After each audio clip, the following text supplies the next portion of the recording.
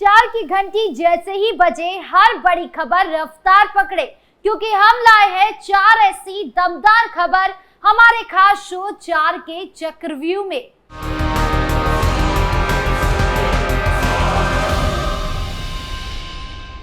गुंडों की गलियों में अब सन्नाटा छाया है। इंसाफ का सूरज फिर से उगाया है। जिसने भी नजर उठाई थी मासूमों पर, उनके लिए अब वक्त का डंडा लहराया है। नमस्कार, कैपिटल टीवी उत्तर प्रदेश पर 4 का चक्रव्यूह देख रहे हैं आप। आज 4 के चक्रव्यूह में सबसे बड़ी खबर आपको बता दें, समाजवादी पार्टी के मुखिया अखिलेश यादव से जुड़ी है, जिन्होंने सीएम योगी को लेकर कई बड़े दावे किए हैं और अब वो इन्हीं दावों के कारण बुरी तरह फंसते नजर आ रहे हैं। तो बताएंगे आपको पूरा मामला। फिर बात होगी बुलडोजर एक्शन की, जहां बुलडोजर एक्शन शुरू होने से पहले ही भूमाफिया ने बुलडोजर टीम पर हमला किया और कर्मचारियों को बंधक भी बनाया। बताएंगे आपको पूरा मामला। साथ ही बात होगी बसपा सुप्रीमो मायावती की, जिन्होंने संविधान पर आरएसएस की टिप्पणी पर प्रतिक्रिया दी है। तो क्या बोले मायावती, बताएंगे आपको। और आखिर में बात होगी बीजेपी सांसद साक्षी महाराज की, जिन्होंने इटावा कथावाचक को लेकर बहुत बड़ी बात कही, जिससे अब सियासत भी गर्मा गई है। बताएंगे आपको क्या बोला साक्षी महाराज ने। तो चलिए शुरू करते हैं 4 का चक्रव्यूह। शुरुआत करते हैं 4 के चक्रव्यूह की सबसे बड़ी खबर से, जो समाजवादी पार्टी के मुखिया अखिलेश यादव से जुड़ी है, जिन्होंने सीएम योगी को लेकर बड़ी बात कही है। दरअसल सपा मुखिया अखिलेश यादव ने सीएम योगी आदित्यनाथ को लेकर दावा किया है कि हमारे मुख्यमंत्री तो बस चुनाव के लिए हैं, वो बीजेपी के सदस्य नहीं है। सपा मुखिया ने बुलडोजर एक्शन को लेकर भी कहा कि पता नहीं बीजेपी को क्या हो गया है, जहां उन्हें जमीन दिखाई दे रही है वो वहां कब्जा कर ले रहे हैं और ये शहर या जिला में हो रहा है। शासन प्रशासन का साथ लेकर कब्जा करने का काम बीजेपी कर रही है। अभी जैसा माता प्रसाद पांडे बड़ा हो रहे थे, तो उन्हें रोकने के लिए बुलडोजर और बुलडोजर की बगल में बीजेपी कार्यकर्ता और उनका साथ पुलिस प्रशासन था और उनको समर्थन था वहां के सबसे ऊंचे चुने हुए लोग थे। उन्होंने यहां तक कहा कि अगर उन्हें गोरखपुर के लिए कुछ काम करना था तो उन्हें अपने सबसे पहली घोषणा याद रखनी थी और उन्होंने झांसी में कहा था कि झांसी के साथ गोरखपुर में भी मेट्रो बनवाएंगे। अगर गोरखपुर की सच्चाई सामने आ जाए तो वहां विरासत का नहीं, हिरासत का गलियारा बनाना पड़ेगा। पूर्व सीएम ने कहा कि अयोध्या प्रयागराज में बीजेपी लोकसभा हारी, अब अगला नंबर गोरखपुर और मथुरा का है। यानी कुल मिलाकर अखिलेश यादव ने सीएम योगी को लेकर जमकर तंज कसा। लेकिन सवाल ये है कि अचानक ये तंज हर मुद्दे पर क्यों सामने आ रही है। इसका सीधा सा जवाब है चुनाव को करीब देखते हुए अखिलेश यादव वो मुद्दे उठा रहे हैं जिनके सर पैर ही नहीं है। सीएम योगी से पार्टी बगावत करेगी, ये बात अखिलेश यादव कई बार बोल चुके हैं, लेकिन हर बार सीएम योगी मुख्यमंत्री बन जाते हैं और अखिलेश यादव विपक्ष के खेमे में ही बैठे नजर आते हैं। और रही बात बुलडोजर एक्शन की, तो यह अखिलेश यादव के कार्यकाल में ही दिया हुआ देन है कि आज इतने बुलडोजर यूपी की जमीन पर दौड़ रहे हैं ताकि अवैध अतिक्रमण को हटाया जा सके। यानी जिस तरीके की छवि सीएम योगी लेकर चल रहे हैं, उससे साफ है कि सीएम योगी के पक्ष में चुनाव नतीजे आ सकते हैं और एक बार फिर अखिलेश यादव बयानबाजी के जाल में ही रह जाएंगे। खैर, अब ये देखना दिलचस्प होगा कि सीएम योगी अखिलेश यादव के इन बयानों पर क्या पलटवार करते हैं। बढ़ते अगली खबर की ओर, जो बुलडोजर एक्शन से जुड़ी है। एक तरफ सीएम योगी है जो अखिलेश यादव के बनाए माफिया राज को जड़ से मिटाने का काम कर रहे हैं, तो वहीं दूसरी तरफ कुछ भूमाफिया है जो योगी सरकार के बुलडोजर एक्शन में टांग अड़ाने का काम कर रहे हैं। दरअसल ग्रेटर नोएडा प्राधिकरण ने ग्राम आमका में अवैध निर्माण के खिलाफ गई ग्रेटर नोएडा प्राधिकरण की टीम को भारी विरोध और अभद्रता का सामना करना पड़ा। प्राधिकरण की टीम पर कॉलोनाइजरों और भूमाफियाओं ने हमला करने की कोशिश की, गाड़ी को टक्कर मारने की कोशिश की गई और कर्मचारियों को बंधक बनाने की कोशिश भी हुई। इस मामले में प्राधिकरण ने दादरी कोतवाली में एफआईआर दर्ज कराई। प्राधिकरण को सूचना मिली थी कि आमका गांव, जो कि ग्रेटर नोएडा प्राधिकरण के अधिसूचित क्षेत्र में आता है, वहां खसरा नंबर 204, 205 और 206 पर बिना अनुमति और नक्शा पास कराए कॉलोनी बसाई जा रही है। पहले ही इन अवैध निर्माणकर्ताओं को नोटिस दिया गया था, लेकिन वो लगातार निर्माण की कोशिश करते रहे। हालांकि जब मामला गंभीर हुआ तो एक्शन लिया गया। साथ ही प्राधिकरण की एसीईओ प्रेरणा सिंह ने कड़ा संदेश देते हुए कहा कि अधिसूचित क्षेत्र में अतिक्रमण करने वालों पर कठोर कार्रवाई होगी। उन्होंने नागरिकों से अपील की कि भूमाफियाओं के बहकावे में न आए और प्राधिकरण से जांच के बाद ही कोई संपत्ति खरीदे।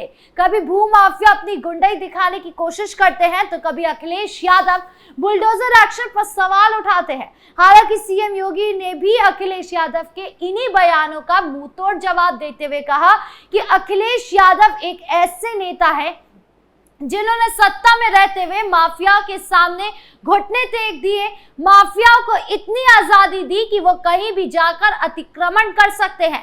यानी जब एक तरफ लोगों के साथ अन्याय हो रहा था तो वहीं दूसरी तरफ अखिलेश यादव फिल्म देख रहे थे। सीएम योगी ने कहा कि अखिलेश यादव हमेशा से माफियाओं के आगे सरेंडर करते रहे हैं और सच तो ये है कि अगर आज भी अखिलेश यादव को सत्ता की कुर्सी पर बिठा दिया जाए तो एक बार फिर माफिया राज उत्तर प्रदेश में आ जाएगा। फिर से उत्तर प्रदेश में लोग रहने से डरेंगे, फिर से दादागिरी देखी जाएगी और विकास का तो दूर दूर तक नामो निशान नहीं होगा, जो अब योगी राज में देखने को मिलता है। सीएम योगी ये साफ कर चुके हैं कि चाहे भूमाफिया हो या विपक्ष, कोई कुछ भी कहे, अतिक्रमण पर तो बुलडोजर चलकर रहेगा। अब ये देखना और भी दिलचस्प होगा कि इस मामले में माफिया के साथ आगे क्या होने वाला है। बढ़ते अगली खबर की ओर, जो बसपा सुप्रीमो मायावती से जुड़ी है।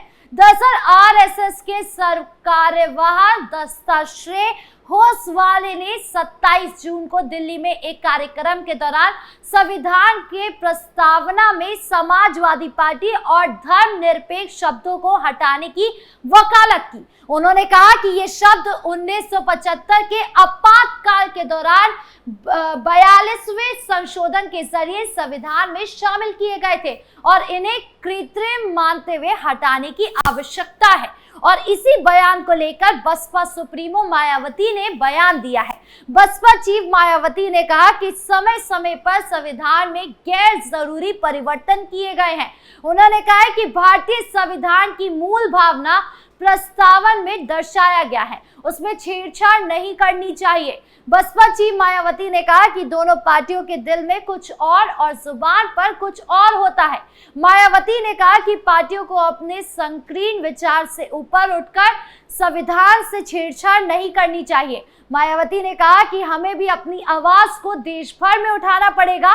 इसके साथ ही बसपा सुप्रीमो मायावती ने कहा कि देश के कई राज्यों में भाषा के नाम पर राजनीति ठीक नहीं है, सभी भाषाओं को सम्मान देना चाहिए, सरकार और पार्टियों में टकराव होना ठीक नहीं है। वहीं मायावती ने बिहार में वोटर लिस्ट वाले मामले पर कहा कि चुनाव आयोग को अपनी स्थिति स्पष्ट करनी चाहिए और पार्टियों को विश्वास में लेना चाहिए। मायावती ने कहा कि बाबा साहेब के संविधान पर कांग्रेस और बीजेपी ने अपना विश्वास नहीं जताया है। संविधान पर बीजेपी और कांग्रेस ने ठीक से अमल नहीं किया है। पार्टी अपनी अपनी पार्टी की विचारधारा अपनाती है, दोनों पार्टी दोहरे चरित्र अपनाकर एक हो जाती है। संविधान से छेड़छाड़ करना ठीक नहीं है। अगर ये संविधान विरोधी चेहरे को नहीं बदलेंगे तो हमें आना होगा। उन्होंने कहा कि बंगाल में हमारी महिला सुरक्षित नहीं है। यानी एक तरफ आरएसएस चाहती है कि संविधान में संशोधन होना चाहिए, तो वहीं दूसरी तरफ मायावती चाहती है कि संशोधन ना हो। अब संविधान पर छिड़ी ये जंग आगे क्या रुख लेती है, ये देखने वाली बात होगी। बढ़ते चाल के चक्रव्यूह की आखिरी खबर की ओर, जो बीजेपी सांसद साक्षी महाराज से जुड़ी है। दरअसल इटावा कथावाचक विवाद पर सियासी दलों के बयान रुकने का नाम नहीं ले रहे हैं। उन्नाव से भारतीय जनता पार्टी के सांसद साक्षी महाराज ने अपने आवास पर मीडिया से बातचीत में विपक्षी नेता राहुल गांधी और इटावा कथावाचक विवाद को लेकर तीखा हमला बोला है। उन्होंने समाजवादी पार्टी और कांग्रेस पर जातिवाद और देश के विभाजन का आरोप लगाया।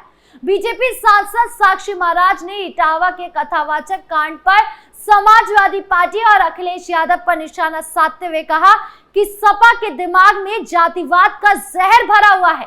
छद्म-वेश में धोखा देना और भ्रमित करना बड़ा अपराध है। उन्होंने कथावाचक मुकुट मणि यादव पर सवाल उठाते हुए कहा कि एक आधार कार्ड में ब्राह्मण, दूसरे में यादव, क्या ये रोहिंग्या है या आतंकवादी है जो छिपकर रह रहा है? यादव बनकर कथा करो, कोई मना नहीं कर रहा, लेकिन भ्रमित कर नहीं। बीजेपी सांसद ने पौराणिक प्रसंग का जिक्र करते हुए कहा कि रावण ब्राह्मण था, राम ठाकुर थे। राम ने रावण का वध किया क्योंकि उसने वेश बदलकर सीता का हरण किया। देश में गुणों से पूजा होती है, जाति से नहीं। तो वहीं राहुल गांधी को राजनीति में पप्पू करार देते हुए साक्षी महाराज ने कहा कि कांग्रेस ने 70 साल में देश बर्बाद किया, जबकि पीएम मोदी ने 11 साल में विकास का कीर्तिमान रचा। उन्होंने आरोप लगाया कि कांग्रेस ने संविधान की धज्जियां उड़ाई और कश्मीर समस्या को जन्म दिया। साक्षी ने कहा कि राहुल गांधी के दादा दादी देश के दुश्मन थे, इन्होंने ही देश का विभाजन किया। वोट बैंक की राजनीति और हिंदू मुस्लिम भेदभाव की शुरुआत भी कांग्रेस ने की। यानी साक्षी महाराज विपक्ष पर जमकर बरसे, उन्हें देश विरोधी और जाति विरोधी करार दिया। बहरहाल 4 के चक्रव्यूह में इतना ही। नमस्कार।